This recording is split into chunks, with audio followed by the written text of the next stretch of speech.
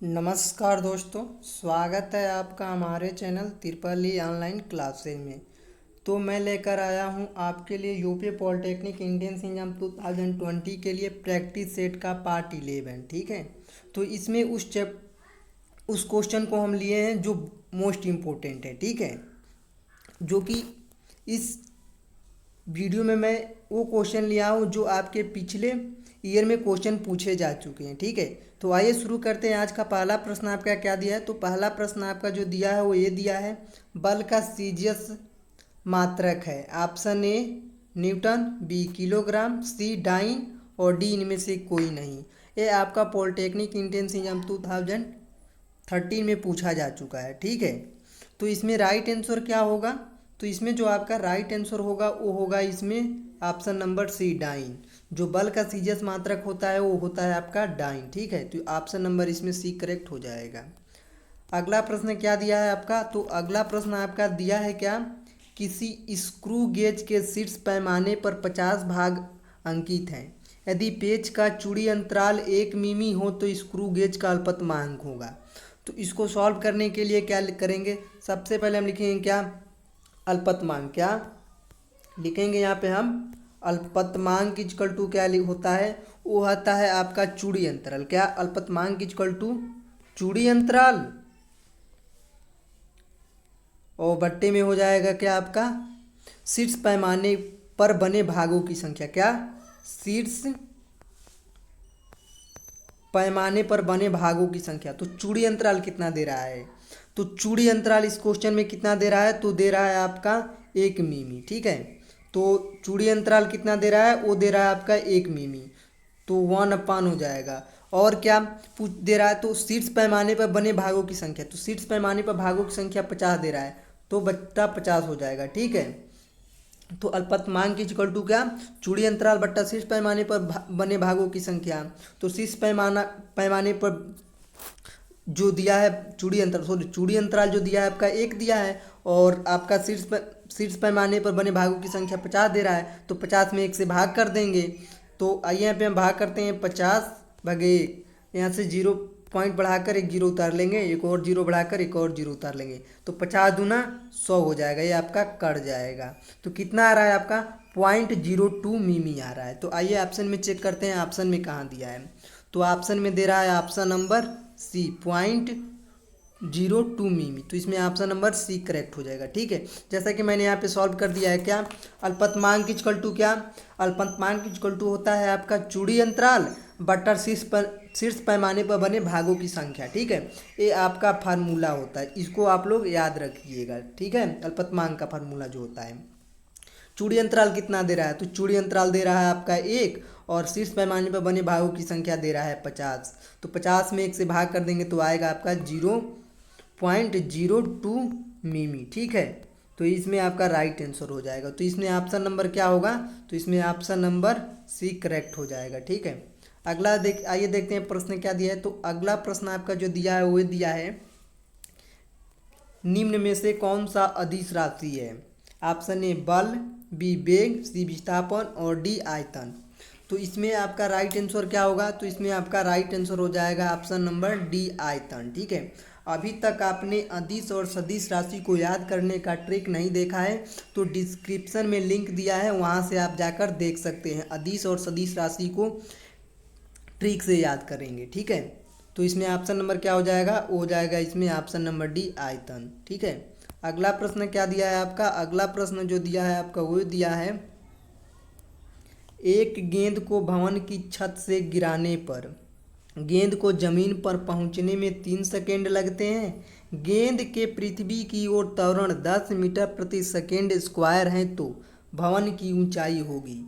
तो इसमें क्या करना है आपको? इसमें कुछ नहीं करना है। क्या क्या दे रहा है आपका?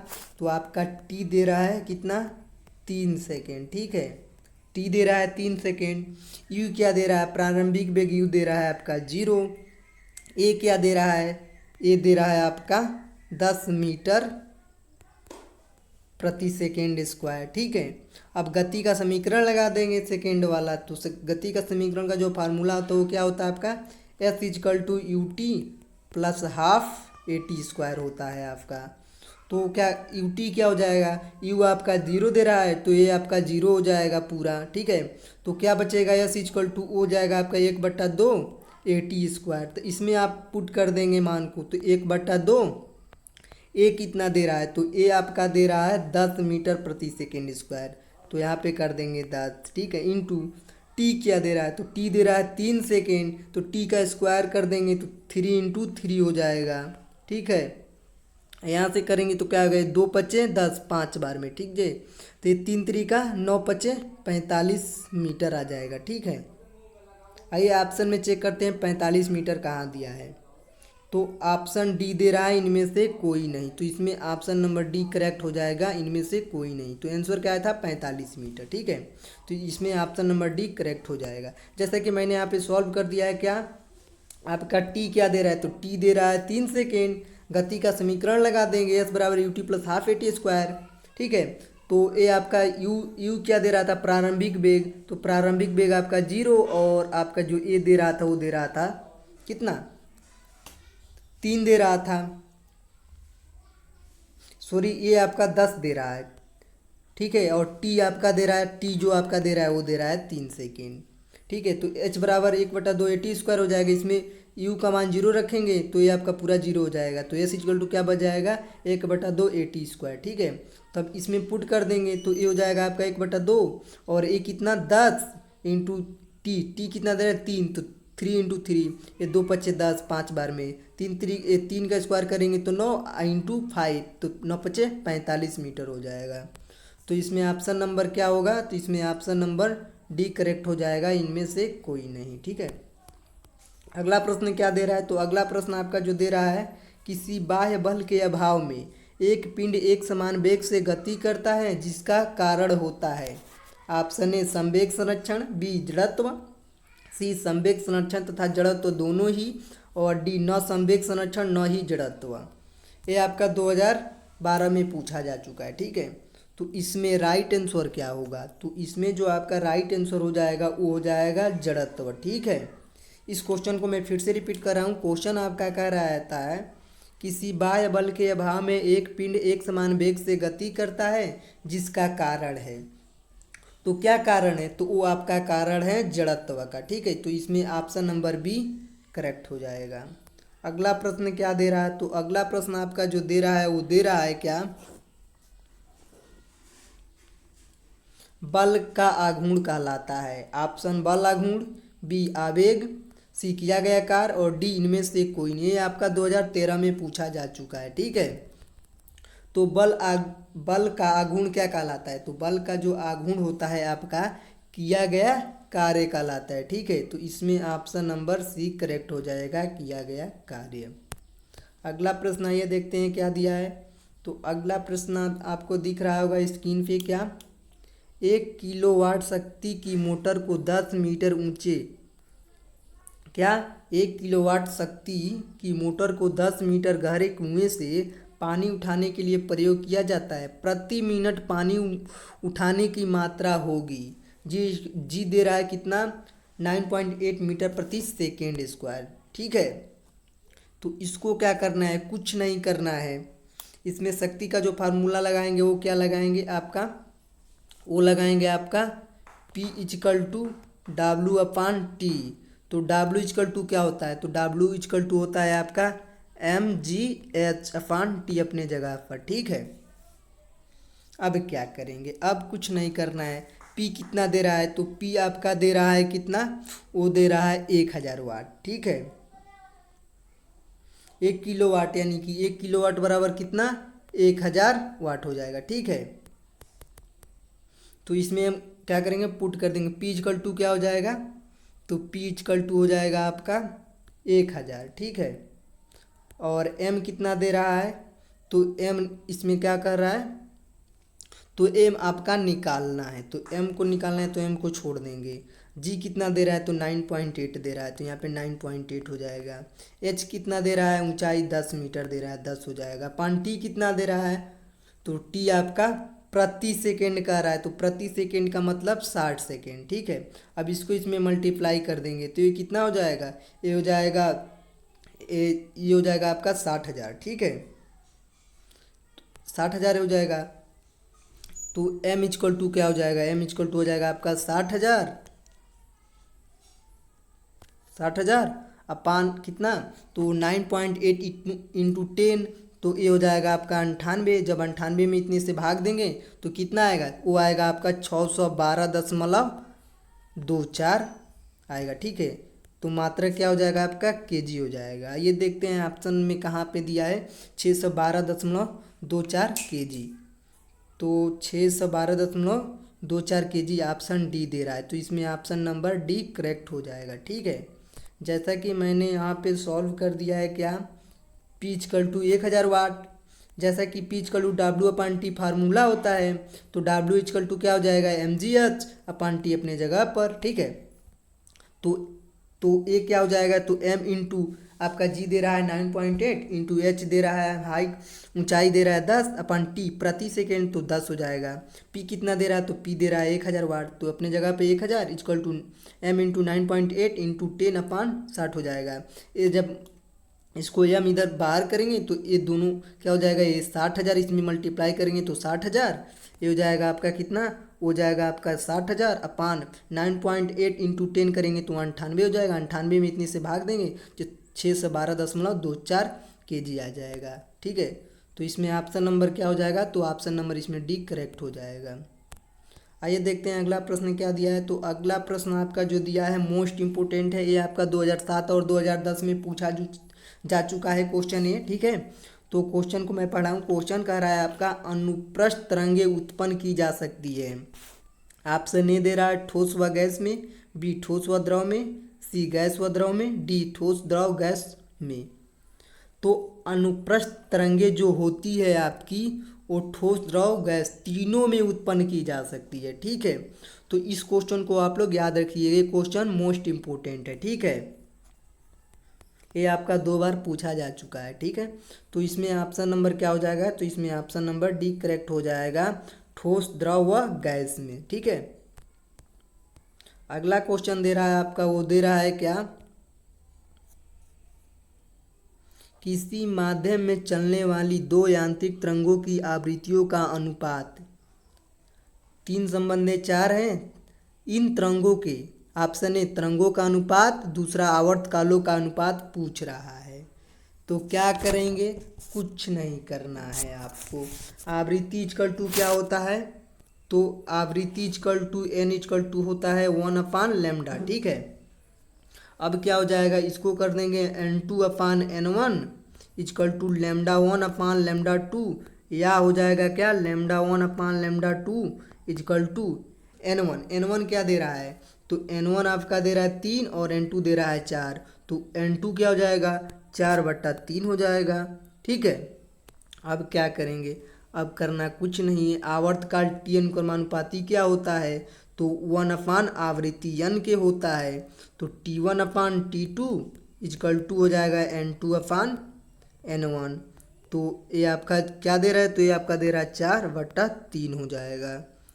ठीक है, आइए ऑप्शन में चेक करते हैं कहाँ पे दिया है। तो इसमें ऑप्शन में दे रहा है 4/3 तथा 4/3। ठीक है, तो इसमें राइट आंसर हो जाएगा ऑप्शन नंबर सी। ठीक है, जैसा कि मैंने यहाँ पे सॉल्व कर दिया है क्या, आवृत्ति n equal to 1/λ, n2/n1 equal to λ1/λ2 हो जाएगा, या λ1/λ2 इक्वल टू n2 क्या दे रहा है, तो n2 दे रहा है आपका 4 और n1 दे रहा है आपका 3। ठीक है, तो क्या हो जाएगा, ये हो जाएगा आपका 4/3। आवर्तकाल Tn को मान पाते क्या होता है, वो आपका आवृत्ति के होता है, 1/n आवृत्ति हो जाएगा। अब क्या हो जाएगा, T1/T2 इक्वल टू n2/n1। ठीक है, तो ये हो जाएगा आपका 4/3। ठीक है, तो हो जाएगा 4/3 व 4/3 हो जाएगा। आइए ऑप्शन में चेक करते हैं कहाँ दिया पे है आपका 4/3 व 4/3। तो ऑप्शन में कहाँ पे दे रहा है, तो ऑप्शन में दे रहा है ऑप्शन नंबर सी में 4/3 तथा 4/3। तो इसमें ऑप्शन नंबर डी करेक्ट हो जाएगा। अगला प्रश्न क्या दे रहा है, तो अगला प्रश्न आपका जो दे रहा है, क्या दे रहा है अगला प्रश्न, तो दे रहा है वो आपका आदर्श गैस की आंतरिक ऊर्जा निर्भर करती है? ये आपका 2007 में पूछा जा चुका है। ऑप्शन ए केवल दाब पर, बी केवल आयतन पर, सी केवल ताप पर और डी दे रहा है दाब तथा ताप दोनों पर।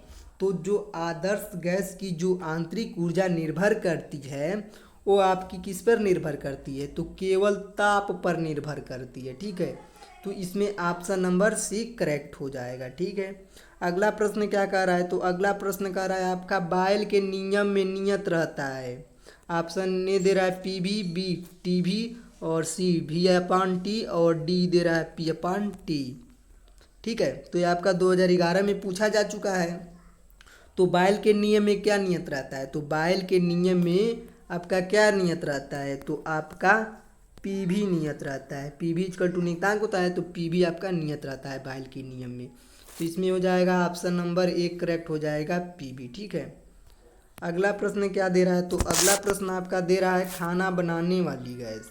क्या खाना बनाने वाली गैस के सिलेंडर एक ट्रक में रखे हुए जो एक समान चाल से गतिमान है, सिलेंडर के अंदर उपस्थित गैस के अणुओं का ताप ऑप्शन ए बढ़ेगा, बी घटेगा, सी नियत रहेगा, डी कुछ अणुओं का घटेगा तथा अन्य का बढ़ेगा? ये आपका 2011 में पूछा जा चुका है।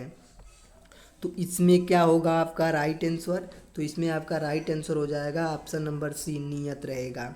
अगर कोई भी ट्रक है, अगर उसमें खाना बनाने वाला सिलेंडर रखा है और वो कहीं जा रहा है, तो जो उनके जो सिलेंडर के अणुओं के बीच, सिलेंडर के जो अंदर के जो अणु होंगे सिलेंडर के अंदर का, तो उनका जो ताप होगा वो आपका हमेशा नियत रहेगा। ठीक है, तो इसमें ऑप्शन नंबर सी करेक्ट हो जाएगा। अगला प्रश्न क्या कह रहा है? तो अगला प्रश्न आपका कह रहा है वायुमंडलीय दाब पर, क्या वायुमंडलीय दाब पर जल 100 डिग्री सेल्सियस पर उबलता है? यदि दाब कम कर दिया जाए तो पानी उबलेगा। ऑप्शन ए उच्च ताप पर, बी निम्न ताप पर, सी उसी ताप पर और डी क्रांतिक ताप पर। ठीक है, तो यदि वायुमंडलीय दाब को जल से 100 डिग्री सेल्सियस पर उबाला जाता है और दाब कम कर दिया जाएगा तो पानी आपका जो किस पर उबलेगा? वो आपका निम्न ताप पर उबलेगा। तो इसमें ऑप्शन नंबर बी करेक्ट हो जाएगा। अगला प्रश्न क्या दे रहा है? तो अगला प्रश्न आपका जो दे रहा है वो दे रहा है 600 ग्राम, क्या 600 ग्राम जल को 30 डिग्री सेल्सियस से 80 डिग्री सेल्सियस तक गर्म करने के लिए आवश्यक ऊर्जा की गणना कीजिए। जल की जो विशिष्ट ऊष्मा दे रहा है वो 1 कैलोरी प्रति ग्राम डिग्री सेल्सियस दे रहा है। ये आपका 2010 में पूछा जा चुका है। तो क्या करेंगे? तो कुछ नहीं करना है आपको। तो इसमें आपका Q इक्वल टू क्या हो जाएगा? तो Q इक्वल टू हो जाएगा एम एस डेल्टा टी हो जाएगा। अब क्या करेंगे? m into S into delta T. Delta T equal to क्या होता है? तो डेल्टा टी इक्वल टू होता है आपका अंतिम ताप माइनस प्रारंभिक ताप, यानी कि T2 माइनस T1। तो यहाँ पर हो जाएगा T2 माइनस T1 हो जाएगा। ठीक है, अब क्या करेंगे? अब कुछ नहीं करना है। m कितना दे रहा है? तो m दे रहा है आपका कितना? वो दे रहा है 600 इंटू एस विशिष्ट ऊष्मा कितना दे रहा है? 1 इंटू T2 कितना दे रहा है? तो 80 डिग्री सेल्सियस माइनस प्रारंभिक कितना दे रहा है? 30 डिग्री सेल्सियस, तो 30 कर देंगे। ठीक है, तो हो जाएगा आपका 600 इंटू 80 में से 30 घटा देंगे तो 50, 50 इंटू 1 इंटू हो जाएगा आपका 50। अब इनको मल्टीप्लाई कर देंगे दोनों को, तो 6 पचे 30। ठीक है, और कितना जीरो बढ़ जाएगा? 2 ए और 1, 3 जीरो बढ़ जाएगा। तो कितना हो जाएगा आपका? ए हो जाएगा आपका 30,000 कैलोरी। ठीक है, तो आइए ऑप्शन में चेक करते हैं 30,000 कैलोरी कहाँ पे दिया है। तो ऑप्शन में दे रहा है ऑप्शन नंबर बी में 30,000 कैलोरी। तो इसमें ऑप्शन नंबर बी करेक्ट हो जाएगा। ठीक है, जैसा कि मैंने यहाँ पे सॉल्व कर दिया है। क्या ऊष्मा Q equal to M S delta T. Q आपका m जो दे रहा है वो दे रहा है 600 इंटू विशिष्ट ऊष्मा S दे रहा है वो 1 और डेल्टा T दे रहा है T2 दे रहा है 80 और माइनस T1 दे रहा है 30। तो 600 इसमें 80 में से 30 घटा देंगे 50, 50 में 1 से मल्टीप्लाई कर देंगे तो 50, 50 इंटू 600 कर देंगे तो 30,000 कैलोरी आ जाएगा। ठीक है, तो इसमें जो आपका ऑप्शन होगा इसमें ऑप्शन नंबर बी करेक्ट हो जाएगा। अगला प्रश्न क्या दे रहा है? तो अगला प्रश्न आपका जो दे रहा है वो दे रहा है दोपहर के समय सूर्य से आने वाली किरणों में अधिक गर्मी होती है क्योंकि, ये आपका 2008 में पूछा जा चुका है। ऑप्शन ए सूर्य कुछ बड़ा हो जाता है, बी कीड़ों को वायुमंडल में कम दूरी तय करनी पड़ती है जिससे ऊष्मा का अवशोषण कम होता है, सी दे रहा है सूर्य चमकदार होता है, डी किरणें तेजी से आती है। तो इसमें राइट क्या आंसर होगा, तो इसमें आपका राइट आंसर हो जाएगा ऑप्शन नंबर बी। क्या, किरणों को वायुमंडल से कम दूरी तय करनी पड़ती है जिससे ऊष्मा का अवशोषण कम होता है। ठीक है, इस क्वेश्चन को मैं फिर से रिपीट कर रहा हूँ। क्वेश्चन आपका कह रहा था दोपहर के समय सूर्य से आने वाली किरणों में अधिक गर्मी होती है। तो दोपहर में जो सूर्य से आने वाली किरणें होती है वो क्या वायुमंडल से कम दूरी तय करती है जिससे क्या होता है, ऊष्मा का अवशोषण कम होता है, इसीलिए गर्मी ज़्यादा लगती है। तो इसमें ऑप्शन नंबर बी करेक्ट हो जाएगा। अगला प्रश्न क्या दे रहा है, तो अगला प्रश्न दे रहा है एक विद्युत बल्ब को 60 डिग्री पर झुके हुए दो समतल दर्पणों के बीच रखा गया है। इस बल्ब के कितने प्रतिबिंब दिखेंगे, ये 2011 में पूछा जा चुका है। तो क्या करना है, तो प्रतिबिंबों की संख्या क्या होता है, तो प्रतिबिंबों की संख्या का जो फार्मूला होता है वो आपका क्या होता है, तो वो होता है आपका क्या, तो प्रतिबिंबों की संख्या का जो फार्मूला होता है वो होता है आपका n = 360 अपान थीटा माइनस 1। थीटा कितना दे रहा है, तो दे रहा है आपका 60। यहाँ पे 60 रख देंगे, -1 कर देंगे, 0 से 0, 6 के 36, 6 -1 कर देंगे 5 आ जाएगा। आइए ऑप्शन में चेक करते हैं कहाँ पे दिया है, तो ऑप्शन में दे रहा है ऑप्शन नंबर सी इसमें करेक्ट हो जाएगा। ठीक है, तो ऑप्शन नंबर इसमें सी करेक्ट हो जाएगा। अगला प्रश्न क्या दिया है, तो अगला प्रश्न दिया है आपका, वो दिया है 50 सेमी फोकस दूरी वाले अवतल शीशा के सामने 25 सेमी पर रखी गई वस्तु के प्रतिबिंब की स्थिति होगी। तो इसमें क्या करना है, कुछ नहीं करना है। F दे रहा है -50 सेमी और U दे रहा है -25 सेमी। जो फार्मूला होता है 1/F = 1/V + 1/U से कर देंगे। तो 1/F क्या दे रहा है -50, तो -50 = 1/V - 1/25, 1/V = 1/25 - 1/50 = 1/50। तो V = 50 सेमी शीशे के पीछे हो जाएगा। तो इसमें ऑप्शन में क्या होगा, ऑप्शन में इसमें ऑप्शन नंबर एक करेक्ट हो जाएगा, 50 सेमी शीशे के पीछे। ठीक है, अगला प्रश्न क्या दे रहा है, तो अगला प्रश्न दे रहा है आपका कांच का अपवर्तनांक 3/2 है। कांच हवा की सतह के लिए क्रांति कोण होगा sin 42 का जो मान दे रहा है वो दे रहा है आपका 2/3। ये आपका 2013 में पूछा जा चुका है। ठीक है, तो इसको सॉल्व करने के लिए क्या करेंगे, तो इसको सॉल्व करने के लिए कुछ नहीं करना है, आपको क्या करना है, तो n = कितना दे रहा है, तो n = दे रहा है कांच का अपवर्तनांक दे रहा है 3/2। ठीक है, तो n = 1/, का क्या हो जाएगा आपका sin c हो जाएगा। ठीक है, यहाँ पे कर देंगे क्या, यहाँ पे कर देंगे हम sin c, क्या sin c = क्या हो जाएगा 2/3 हो जाएगा। तो 2/3 sin c यानी कि sin 42 अंश का मान होता है। ठीक है, तो यहाँ पे लिख देंगे sin 42 अंश। तो ये आपका साइन से साइन कट जाएगा, सी तो ए क्या हो जाएगा, सी = आपका 42 डिग्री हो जाएगा। ठीक है, आइए ऑप्शन में चेक करते हैं 42 डिग्री कहाँ पे दिया है, तो यहाँ पे दे रहा है क्या ऑप्शन में, तो ऑप्शन में दे रहा है ऑप्शन नंबर ए, इसमें करेक्ट हो जाएगा। सॉरी, ऑप्शन सी दे रहा है इसमें क्या 42 डिग्री, तो इसमें ऑप्शन नंबर सी करेक्ट हो जाएगा। ठीक है, ये आपका ये मत समझिएगा कि ये बी इसमें करेक्ट होगा, नहीं, इसमें ऑप्शन सी 42 डिग्री करेक्ट हो जाएगा। ठीक है, अगला प्रश्न क्या दिया है, जैसे कि मैंने यहाँ पे सॉल्व कर दिया है n = 3/2। हम जानते हैं n = 1/sin c होता है, तो sin c = हो जाएगा क्या 2/3, sin 42 अंश का मान हो जाएगा। c = क्या हो जाएगा, साइन से साइन कट जाएगा, c = हो जाएगा 42 डिग्री। तो इसमें ऑप्शन नंबर क्या हो जाएगा, तो इसमें ऑप्शन नंबर सी करेक्ट हो जाएगा 42 डिग्री। ठीक है, अगला प्रश्न क्या दिया है आपका, अगला प्रश्न दिया है 25 सेमी फोकस दूरी वाले, क्या 25 सेमी फोकस दूरी वाले लेंस की क्षमता होगी, 2013 में पूछा जा चुका है। ठीक है, इसको सॉल्व करने के लिए क्या करेंगे, F = 25 सेमी दे रहा है, P = क्या होता है, तो P = 1/F मीटर में होता है, तो P = 1 कितना दे रहा है, ये हो जाएगा 100/25 = +4 डायोप्टर। ठीक है, तो इसमें ऑप्शन नंबर बी करेक्ट हो जाएगा, +4 डायोप्टर। अगला प्रश्न क्या दे रहा है, कोण जो कोई वस्तु हमारी आंख पर बनाती है कहलाता है, 2013 में पूछा जा चुका है। ऑप्शन ए समकोण, बी दर्शन कोण, डी सी क्रांति कोण, डी इनमें से कोई नहीं। तो जो कोण हमारी आंख पर बनाता है वो आपका दर्शन कोण कहलाता है। ठीक है, तो इसमें ऑप्शन नंबर बी करेक्ट हो जाएगा। अगला प्रश्न क्या कह रहा है, तो अगला प्रश्न आपका कह रहा है आवर्धक लेंस को कहते हैं। ऑप्शन ए सरल सूक्ष्मदर्शी, बी सरल दूरदर्शी, सी संयुक्त सूक्ष्मदर्शी और डी इनमें से कोई नहीं। तो आवर्धक लेंस को हम क्या कहते हैं, आवर्धक लेंस को हम सरल सूक्ष्मदर्शी कहते हैं। इसमें ऑप्शन नंबर 1 करेक्ट हो जाएगा। ठीक है, अगला प्रश्न क्या कर रहा है, तो अगला प्रश्न कर रहा है दो वस्तुओं को आपस में रगड़ने पर प्रथम वस्तु पर 9.6 इंटू 10⁻⁻19 कूलाम का धनावेश उत्पन्न होता है, द्वितीय वस्तु पर उत्पन्न आवेश होगा। ऑप्शन ए 9.6 इंटू 10⁻19 कूलाम धनावेश, बी 9.6 इंटू 10⁻19 कूलाम ऋणावेश, सी कोई आवेश नहीं होगा, डी इनमें से कोई नहीं।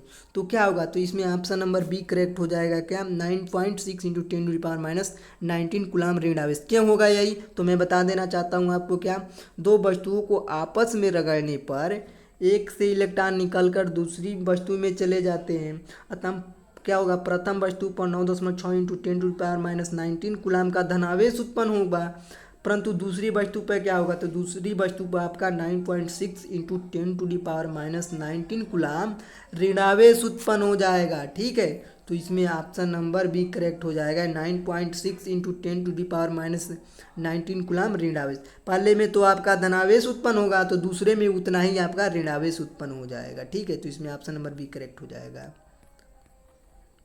अगला क्वेश्चन दे रहा है आपका, वो दे रहा है सिलिकॉन है। ऑप्शन ए अर्धचालक, बी चालक, सी कुचालक, डी इनमें से कोई नहीं। ये आपका 2013 में पूछा जा चुका है। तो जो सिलिकॉन होता है आपका अर्धचालक होता है, तो इसमें ऑप्शन नंबर 1 करेक्ट हो जाएगा, अर्धचालक। दूसरा अगला प्रश्न आपका कह रहा है एक एन प्रकार का अर्धचालक है। ऑप्शन ए ऋणावेशित, बी धनावेशित, सी उदासीन, डी इनमें से कोई नहीं। ये 2011 में ये भी क्वेश्चन पूछा जा चुका है।